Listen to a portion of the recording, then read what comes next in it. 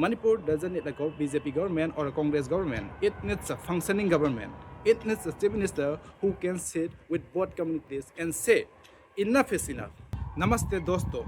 Imagine a state in India where an election took place. A party won a clear majority, but for an entire year there has been no government, no cabinet meetings, no minister taking decisions, and no chief minister in the state capital. The State Assembly building in Imphal is under lock and key, guarded by the paramilitary forces, while the people are left to fend for themselves. We are in January 2026, and this is the reality of Manipur.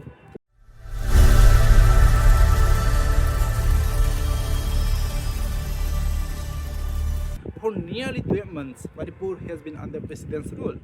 Technically, the assembly is in suspended animation, but here is the shocking part. BJP has 32 out of 60 seats. Along with its allies, it has a massive majority. So, why can't they form a government? Is it because of the ethnic war? Partially, but deeper truth, dosto, is a dirty game of internet ego, militant influence, and a central leadership that has seemingly outsourced the state's survival. Today, we'll go behind the scenes to understand why BJP MLA are fighting each other, why Kuki militant are holding the remote control to the assembly, and why Prime Minister Modi and Home Minister Amit Shah have left the fate of 3 million people in the hands of a party spokesperson. Now, let's try to understand the deadlock of Manipur Assembly. To understand why no one can form a government, we have to look at ethnic veto. Manipur's assembly has 60 seats, 40 in the Meitei-dominated valley and 20 in the hill areas. Out of those 20 hill seats, 10 are held by Kuki-Zo MLAs. Here is the case. 7 of these 10 Kuki MLAs belong to the BJP itself. Logically, they should be part of government, but as of January 13, 2026, this MLA passed a historic resolution in Guwahati.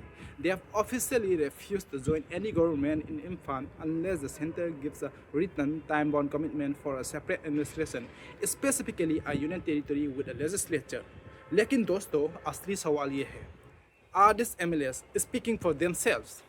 According to local report and intelligence analysis, these 10 MLA are under immense pressure from Kuki militant groups. This group have set a red line. Any Kuki MLA who travels to Imphal or take an oath of office under Meitei-led government will be labeled a traitor.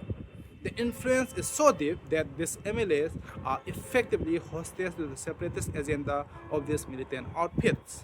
Without these 10 MLAs, any government formed in Imphal will lack African legitimacy.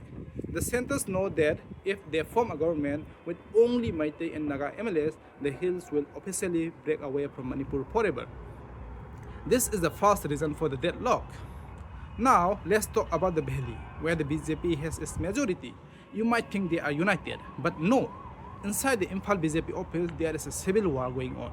There are at least 4 major leaders who want the same chair, and they are not willing to compromise.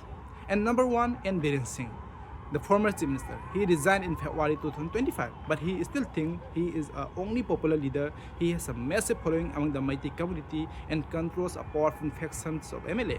He believes that removing him would be seen as a victory for Kuki militants. And number 2, Speaker Thokchom Chatrabarta Singh. He has emerged as a major challenger. Chatrabarta is seen as a more acceptable face by the center. He has been silently gathering support from MLA who are tired of Biren Singh's style. And number 3, T.S. Radheshyam Singh, a former IPS officer and a senior MLA. Radheshyam has been vocal about lack of transparency in the previous government. He represents the anti-Biren camp. He believes that he is the administrator, not a politician. And number 4, Thongam Biswajit Singh, a long-term rival of Biren Singh who has his own loyalists within the party. And the fact of the matter is, a significant group of BJP MLA has told the center, anyone but Biren. On the other hand, Biren loyalists have warned that if he is not made CM, they will resign and topple the government.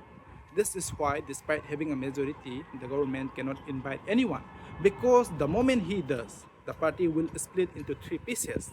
Now comes the most critical part. Where is the central leadership? Usually, when state faces a constitutional crisis, the Prime Minister or the Home Minister takes charge. But in Manipur's case, dosto, there is a strange pattern of avoidance. Since the ethnic violence began in May 2023, PM Modi has visited dozens of countries. He has not visited Manipur even once. Even in January 2026, when the president's rules is about to expire, the Prime Minister remains silent. Instead, the task of government formation has been handed over to Sambit Patra, Northeast in charge, and BL Santos.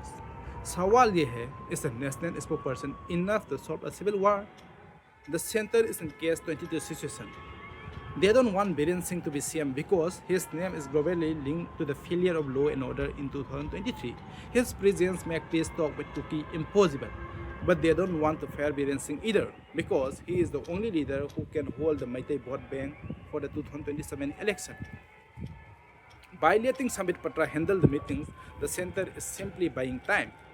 They are letting the state remain under president rules because it allows Delhi to control everything from the back door without taking the public blame for Biren Singh's action. This is called political expediency, putting the party's image over the state's life. Lastly, though the deadlock in Manipur is a manufactured crisis, it is not that a government cannot be formed.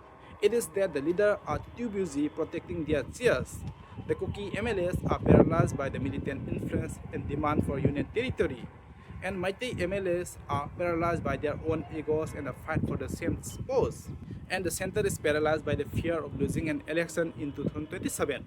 But while these leaders play musical chairs, what is happening to the people? More than 60,000 people are still living in the relief camp. The state's economy is in shambles. There is a massive drug crisis as poppy cultivation has increased in the absence of an elected government. National newspapers like the Hindu and the Indian Express have repeatedly highlighted that without a local cabinet, the rehabilitation process has completely stopped. Friends, January 13, 2026 is the deadline. If a government is not formed by then, President rule must be extended, which require a certificate from the Election Commission stating that election cannot be held. This would be a formal admission of failure by the Indian state. Manipur doesn't need a BJP government or a Congress government. It needs a functioning government. It needs a chief minister who can sit with both communities and say, enough is enough. But as long as the double engine is stuck in internal rift and middle grade leadership, the people of Manipur will continue to pay the price for their silence. What do you think? Is it time for a complete new leadership in Manipur, or should the state be dissolved for fresh election? Write your thought in the comment below. If you found this video informative, please share it. The media might have forgotten Manipur, but we should not. Jai Hind. See you in the next one.